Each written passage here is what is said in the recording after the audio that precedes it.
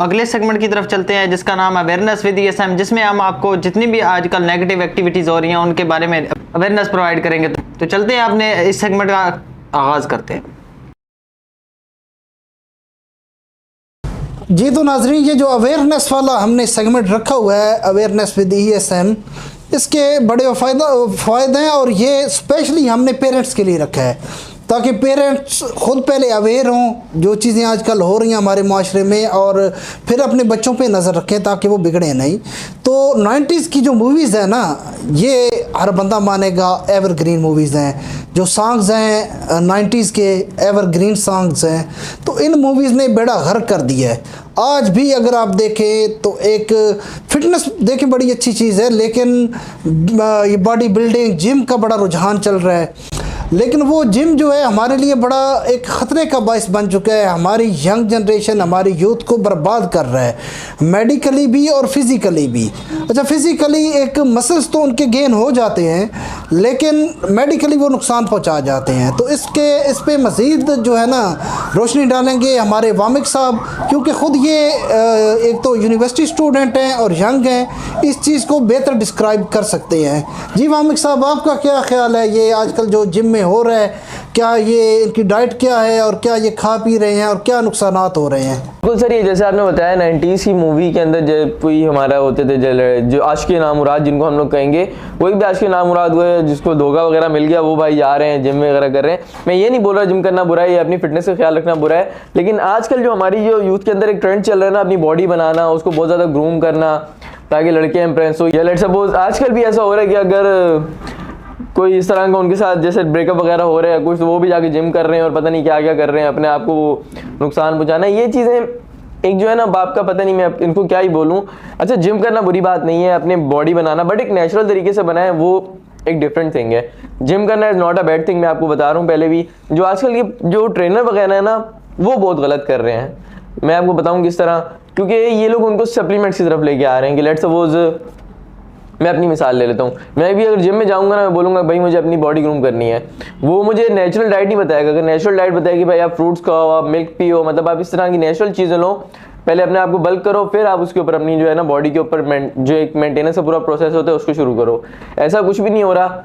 वो लोग जा रहे हैं, उन्होंने अपना मंजन बेच रहा है टोटली चुप करके, क्या कर रहे हैं, उनको प्रोटीन पाउडर की तरफ लेके आ रहे हैं, और उनको जो हमारे इंजेक्शन वगैरह आते हैं सप्लीमेंट्स, और जो हमारे इंजेक्शन वगैरह आते हैं स्टीरॉइड्स, इनकी तरफ ले आते हैं। तो ये बहुत ज़्यादा ना जो है हमारी जो बॉडी जो ग्रूम हो जाती है, आपकी वक्ती आपकी बॉडी ग्रूम हो गई, लेट्स सपोज चेस्ट आपकी उभर गई, आप चौड़े हो गए, आपके बाइसेप्स वगैरह बन गए, लेकिन वो भी नहीं, वो आपकी एक इंतहाई बेढंगी सी बॉडी हो जाती है। वो आपकी बहुत एक बेढंगी सी बॉडी हो जाती है। मैं कुछ वीडियोस वगैरह भी देख रहा होता हूँ, इतने उनके, और वो डोले फूले हुए, और ये बहुत अजीब लगता है ये चीज़।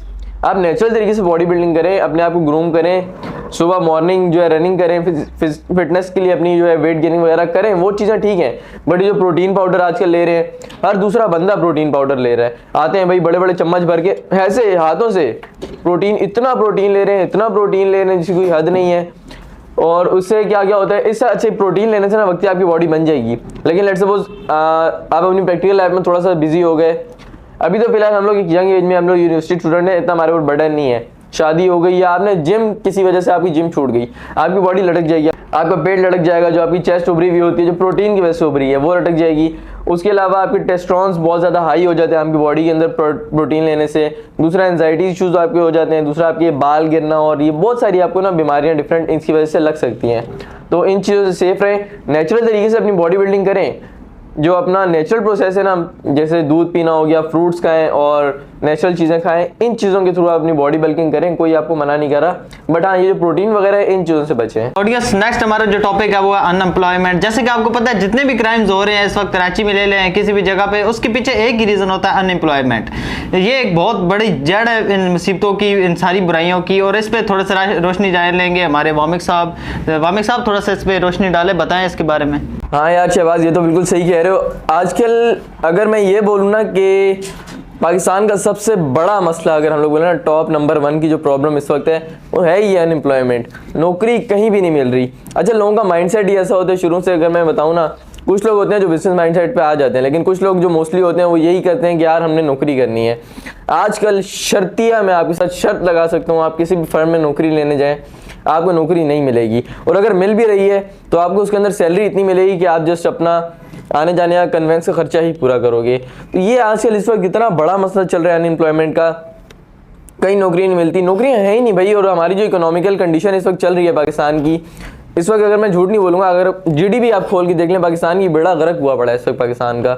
दूसरा कोई नौकरी दे नहीं रहा, लोग क्या कर रहे हैं मोस्टली, जो ज़्यादातर अगर मैं अपना जो बताऊँ, लेट्स सपोज जैसे 45 प्लस हमारी एज के बंदे अगर लगा लो, क्या करते हैं, बच्चों का पेट नहीं पाल पा रहे, बेगम की ख्वाहिशात नहीं पूरी कर पा रहे, खुदकुशियाँ कर लेते हैं, या दूसरा उनके पास कोई ऑप्शन बचता नहीं है। और अगर हमारी यंग जनरेशन की तरफ चली जाओ, 20 प्लस या हमारी एज फेलोज के हो गए, वो क्या करते हैं, उन्होंने भाई एक गन रखनी है, डकैतियाँ, या तो डकैतियाँ करेंगे, चोरी चकारी करेंगे, जुआ खेलने लग जाएंगे कि भाई किसी तरह जल्दी तरीके से पैसा आ जाए।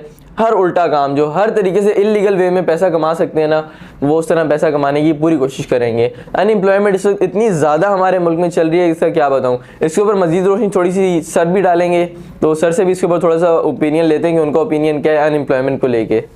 बिल्कुल शहबाज और वामिक, बात आप दोनों ने ठीक की है। इन अनएम्प्लॉयमेंट हमारे मुल्क में बहुत ज़्यादा है, लेकिन अब इसके पीछे कभी किसी ने रीज़न देखने की कोशिश की है? सबसे पहला रीज़न हमारा स्कूलिंग सिस्टम। हमारे स्कूल में बच्चे को बर्बाद किया जा रहा है। जो स्कूल में पढ़ाया जा रहा है, अच्छा अगर एक बच्चा ना मैट्रिक तक कुछ भी नहीं सीखता सिवाय डिसिप्लिन के, डिसिप्लिन वो बिल्कुल सीख जाता है या सोशलिज्म सीख जाता है, लेकिन उसके अलावा कुछ नहीं सीखता। जो सीखता है साइन थीटा। अब मेरी इस वक्त एज आप देखिए 35 क्रॉस कर चुकी है, लेकिन मैंने तो कभी साइन थीटा का यूज़ अपनी ज़िंदगी में नहीं किया। मेरे साथ ठेकेदार अकरम साहब बैठे हैं, 50 अबव हैं, इधर मेरे साथ अली अरशद साहब बैठे हैं, क्या इन्होंने कभी sine theta cos theta use किया है? कभी नहीं किया। हमें उलझाए ही उन चीज़ों में जा रहा है। हालांकि मैं तो कहता हूँ स्कूल में एक जो सब्जेक्ट है ना, वो बिज़नेस का ज़रूर होना चाहिए, जिसमें बिज़नेस सिखाया जाए। अगर हम देखते हैं जो तरक्की याफ्ता ममालिक है, इसराइल को देख लें आप, इसराइल का स्कूलिंग सिस्टम खाली देखें कि किस तरह वो एक बच्चे को ट्रेन कर रहे हैं, किस तरह उसका ब्रेन वॉशिंग हो रही है और किस तरह उसको बिजनेस माइंड दिया जा रहा है। हमारे मुल्क में ये कतई नहीं किया जा रहा। इसके बाद जब एक बच्चा मैट्रिक कर लेता है ना, तो उसका अव्वल तो मैट्रिक पे ही वो अपनी स्टडीज़ को स्टॉप कर देता है। अगर कोई पढ़ता भी आगे तो उसके वालिदैन सुबह शाम उसके दिमाग में एक ही चीज़ डाल रहे हैं कि मेहनत करो, पढ़ो, कोई अच्छी जॉब मिलेगी, अच्छी नौकरी मिलेगी। अब जब अच्छी नौकरी मिलेगी तो वो नौकर ही रहेगा। ये तो एडमिन सीट्स हैं, अगर कोई एडमिन स्टाफ में जाएगा तो उस हिसाब से एम्प्लॉयमेंट की वाकई ही कमी है। लेकिन अगर एक बंदे का माइंड सेट अच्छा है, बिजनेस माइंड सेट है, तो सेल्स के कई शोबे हैं हमारे पास। अच्छा जैसे ये हमारी अपनी कंपनी देख लें, स्टेट से मार्केटिंग, इसमें ये देखें तैयब बच्चा है हमारे पास, 20 ईयर, जस्ट 20 साल उम्र है, लेकिन महीने के एक अच्छा अर्न कर रहा है। मैट्रिक किया है, अब आगे अनएम्प्लॉयमेंट का रोना नहीं रो रहा। कम अज़ कम इसका माइंड सेट क्लियर है, यहाँ आके बैठ गया है, प्रॉपर्टी सीख रहा है, जैसे सीख रहा है, लेकिन एक अच्छी माहाना इनकम इसकी जनरेट हो जाती है। अच्छा अब ये जुनैद है हमारे साथ, जुनैद की उम्र जस्ट 24 ईयर्स है, लेकिन माइंड सेट क्लियर है, positive mind set, business mind set. यहाँ ज्वाइन किया, हमें प्रॉपर्टी का इल्म सीख भी रहा है, साथ सेल्स करके एक अच्छी माहाना इनकम जनरेट कर रहा है। अब ये वामिक आप देखें, जस्ट 20 ईयर्स, यूनिवर्सिटी स्टूडेंट है, सुबह यूनिवर्सिटी होता है, शाम 4 बजे ज्वाइन करता है, सैटरडे संडे फ्री होता है, यूनिवर्सिटी की छुट्टी होती है, फुल डे अपना यहाँ दे रहा है, काम भी सीख रहा है, लेकिन अच्छी इनकम जनरेट हो रही है। उसके बाद फिर ये शहबाज को देखें, जस्ट 18 ईयर्स ओल्ड, 18 साल उम्र है, और कॉलेज गोइंग स्टूडेंट है, कॉलेज से आके यहाँ पे ज्वाइन होता है, प्रॉपर्टी सीख भी रहा है, एक अच्छी इनकम भी जनरेट कर रहा है। फिर अच्छा ये हमारे साथ ठेकेदार अकरम साहब मौजूद हैं, जो 50 अबव एज है इनकी, कंस्ट्रक्शन का काम करते हैं, कंस्ट्रक्शन को देखते हैं, और फिर यहाँ हमारे साथ प्रॉपर्टी कचहरी में भी ज्वाइन होते हैं। फिर अली अरशद साहब हैं, 38 ईयर ओल्ड इनकी उम्र है तकरीबन, अपनी अलग एक जॉब भी है, उसके बाद भी पार्ट टाइम हमें ज्वाइन किया हुआ है प्रॉपर्टी, और अच्छी इनकम एक जनरेट कर रहे हैं। तो एम्प्लॉयमेंट का रोना यहाँ जिसका माइंड सेट क्लियर है ना, जो मेहनत करना जानता है, हार्ड वर्किंग जानता है, वो अनएम्प्लॉयमेंट का रोना रो ही नहीं रहा। लेकिन अब यहाँ पे एक नेगेटिव रोल किरदार जो है ना, नेगेटिव रोल वो अदा कर रहा है आज़ाद चाय वाला। अच्छा जिन लोगों में कुछ शऊर है, कुछ सीखना चाह रहे हैं, कुछ करना चाह रहे हैं, उनका बेड़ा गर्क ये कर रहा है। आप इसकी वीडियो उठा के देखें, एक बंदा एक ही फील्ड का चैंपियन होता है, एक ही फील्ड का एक्सपर्ट होता है। एक फील्ड में एक्सपर्ट होने के लिए एक बंदे को 10,000 घंटे प्रैक्टिकली हाथ से उसमें काम करना ज़रूरी है। उस फील्ड में अगर एक बंदा 10,000 घंटे काम कर लेता है तो फिर वो उस फील्ड का चैम्पियन कहलाता है, एक्सपर्ट कहलाता है। अब 10,000 घंटे अगर मैं काउंट करना शुरू करूँ, 3 घंटे अगर एक बंदा अपने हाथ से एक फील्ड में काम कर रहा है तो उसको 10 साल लगते हैं उसका एक्सपर्ट होने के लिए। 6 घंटे कर रहा है तो फिर 5 साल, 9 घंटे कर रहा है तो 2.5 साल में वो जाके एक्सपर्ट होता है एक फील्ड का।